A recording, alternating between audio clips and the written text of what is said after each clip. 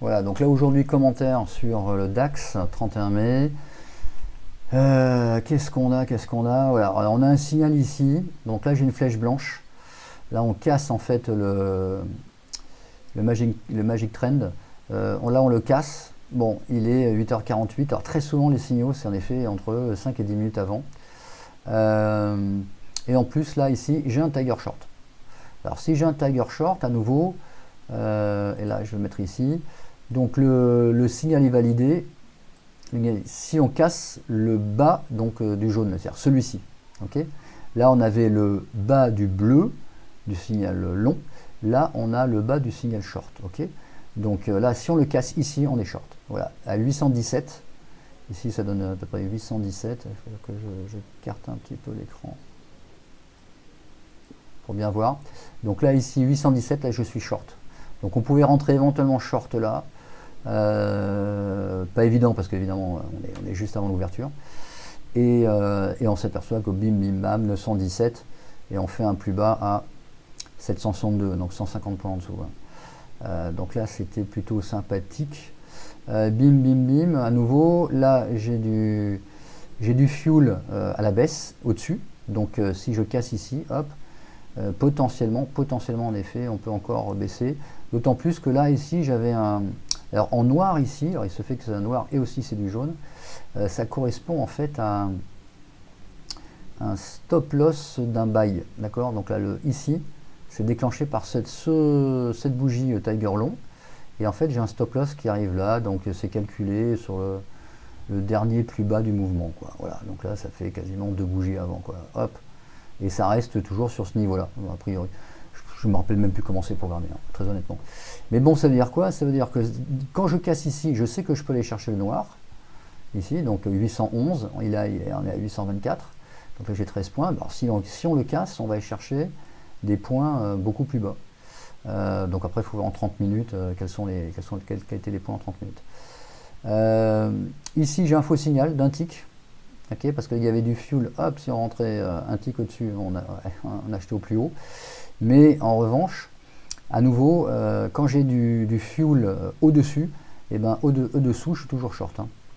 Donc là, très concrètement, là, je mets du jaune ici, là sous à 801, 802 minutes, là on était short, et boum, là on descend à 762, on prend 40 points. Voilà, 25 € le point, là ça va vraiment vite. À nouveau ici, on a du fuel au-dessus, et cette fois-ci, on repart à la hausse.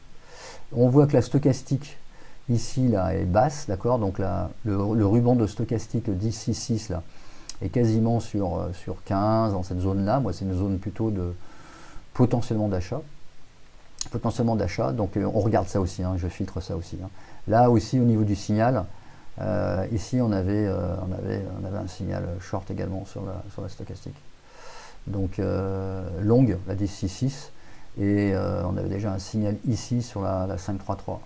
Voilà, on était sous 50, voilà, on était sous 50, là ça voulait pas, donc potentiellement là on était vraiment baissier. Donc là aussi on avait un signal qui était donné aussi pour les stochastiques.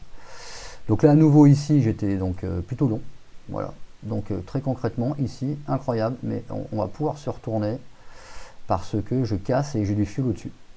Et je vais aller chercher le dernier support qui avait été cassé, donc ici, 15,802, donc 787, 801, là il y a 13-14 points. Et on va plus haut, en fait, on va aller chercher le haut de cette bougie-là. Là, pareil, là j'ai encore en scalping ici, mais là c'est très rapide, hein. 793, on descend à 785, il y a 8 points, mais sur 8 points, je ne sais pas si on va en faire 3 ou 4. Hein. Donc là ça casse, parce qu'il y avait ça. Il faut aller chercher ce vide, voilà, c'est aussi simple que ça. Ensuite, il n'y a rien. Oui, alors, donc là, à nouveau, je trace ici, là, en 2 minutes, et on s'aperçoit que cette zone-là, c'est une zone de reflux. Voilà, ça a été, voilà. Et alors, je peux aussi tracer ça ici, et ça, c'était aussi un... On s'aperçoit, hein, c'est vraiment le stop loss. Enfin bon, c'était ce stop loss de vente devient en fait un TP d'achat. Donc là, quand on a été ici, on pouvait identifier 2 TP. On avait un TP ici, celui-là. Là, on s'aperçoit qu'on va le chercher. au final.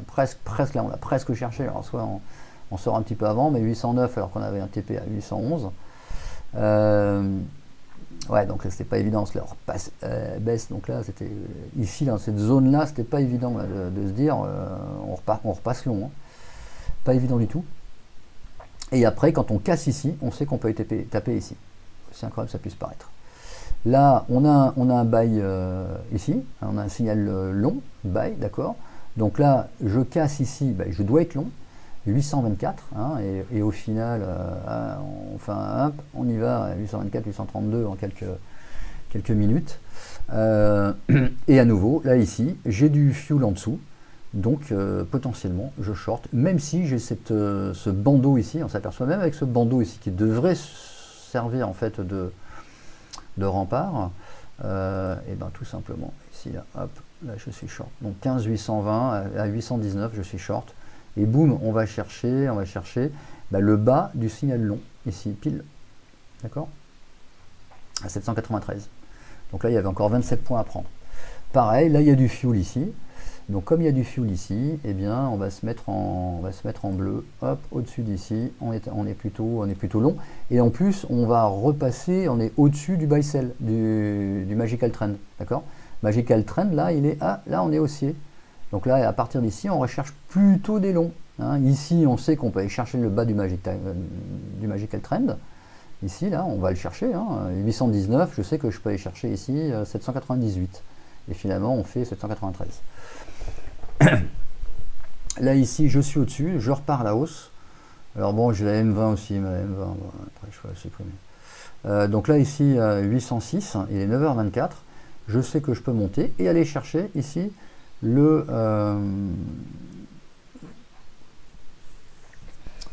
TP noir, là, qui était le stop loss là, au niveau d'une bougie seule.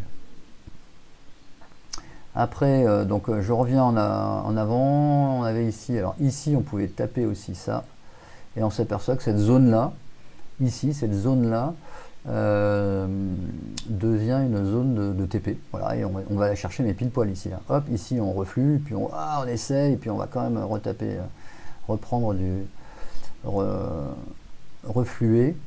Donc, voilà, donc c'est important là, de ces zones-là. Alors c'est vrai qu'il y avait une zone jaune ici à taper. Et puis, donc je pouvais faire les deux, hein. Je pouvais à la fois mettre une zone jaune ici, entre les deux, voilà. Ça c'était des zones potentielles, là, on hésite, hop, là on va chercher la zone supérieure. Et puis là ici encore, là j'ai du fuel ici. Alors là ici, là il y a un faux signal. Voilà, ici, là, hop, si on pouvait, on shortait ici, on shortait quasiment plus bas. Pas bon, mais bon, a priori on avait fait la montée. Et on va identifier, mais on s'aperçoit que là, on a comme une tête-épaule, en plus, là, voilà, ici, là, hop, tête-épaule, on est plutôt haussier, et puis on s'aperçoit que, après, si on a encore le temps de calculer peut-être une Elliott, alors on va voir si je peux mettre une Elliott, allez, je vais mettre une Elliott, là, pour voir. Et est-ce qu'il y a une Elliott qui se crée? Non. En 2 minutes, j'ai rien. Bon, après, il faut regarder aussi en 30 minutes. Hein. Donc là, c'est toujours pareil. Arrive à jongler aussi. C'est pas évident. Jongler également. Là, je vais prendre le 30 minutes. Donc on était là. On était.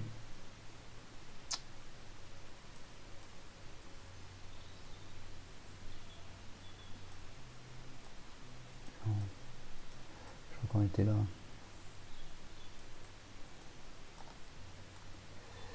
Je sais plus si c'était ça qu'on regardait à l'instant.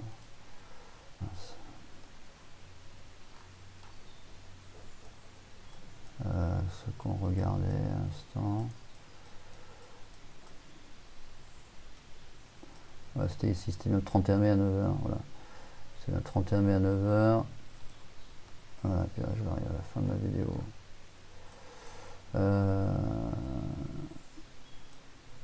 Voilà, là, je remontre encore un truc là, voilà. Ici, là c'est formidable. Là j'ai ça c'est du support. Et ça c'était aussi, si c'est enfoncé, résistance là, on casse, on va plus haut. Et c'est ce qui s'est passé.